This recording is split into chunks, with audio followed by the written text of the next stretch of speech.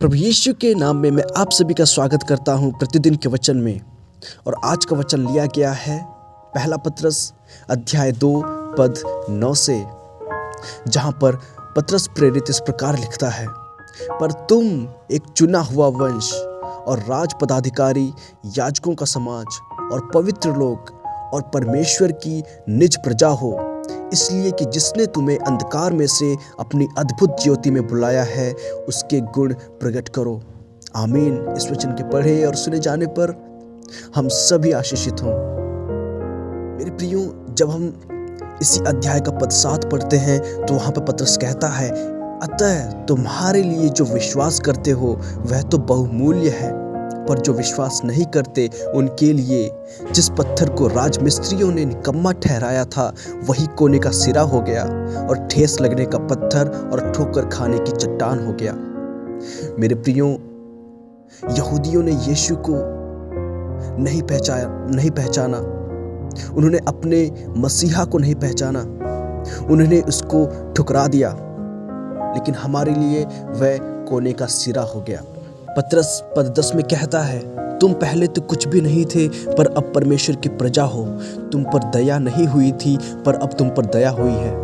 मेरे प्रियो, सचमुच हम जो अन्य जाति थे, हमने कभी परमेश्वर को नहीं खोजा, हमने परमेश्वर को नहीं जाना, लेकिन परमेश्वर ने अपने आप को प्रभु यीशु में हमारे सामने प्रकट किया और हमने उसकी ऐसी महिमा और सच्चाई को देखा जिसमें वह परिपूर्ण था। मेरे प्रियो, जब हम प्रेरितों के काम अध्याय 26 पद 18 से पढ़ते हैं तो वहाँ यीशु मसीह ने शाऊल को चुना और उसको पौलुस में बदल दिया। और उस पौलुस को यीशु ने इसलिए चुना ताकि वह अन्य जातियों में प्रभु यीशु का सुसमाचार सुनाए। वहाँ पे लिखा है कि तू अपनी आंखें खोले कि वे अंधकार से ज्योति की ओर और शैतान के अधिकार से परमेश्वर की ओर फिरे, कि पापों की क्षमा और उन लोगों के साथ जो मुझ पर विश्वास करने से पवित्र किए गए हैं मीरास पाए। मेरे प्रियो, जो मीरास यहूदियों के लिए थी, जो मीरास व्यवस्था के अधीन रहने वालों के लिए थी, अब वह मीरास प्रभु यीशु मसीह के द्वारा हमको भी मिलेगी। और इसीलिए यहाँ पतरस लिखता है कि तुम एक चुना हुआ वंश और राज पदाधिकारी, याजकों का समाज और पवित्र लोग और परमेश्वर की निज प्रजा हो, इसलिए कि जिसने तुम्हें अंधकार में से अपनी अद्भुत ज्योति में बुलाया है, उसके गुण प्रकट करो। मेरे प्रियो, परमेश्वर ने हमको चुना है, अब हमें इन अधिकारों के साथ हमें उसके गुणों को भी प्रकट करना है। इसलिए पतरस आगे लिखता है, हे प्रियो, मैं तुमसे विनती करता हूँ कि तुम अपने आप को परदेशी और यात्री जानकर उन सांसारिक अभिलाषाओं से जो आत्मा से युद्ध करती हैं बचे रहो।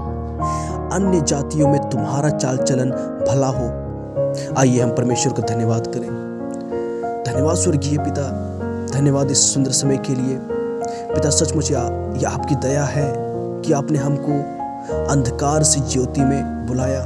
धन्यवाद इस महान और अद्भुत कार्य के लिए जिसके द्वारा आपने हमको धर्मी ठहराया। मदद कीजिए कि हमारा चाल चलन आपके भाने योग्य होने पाए।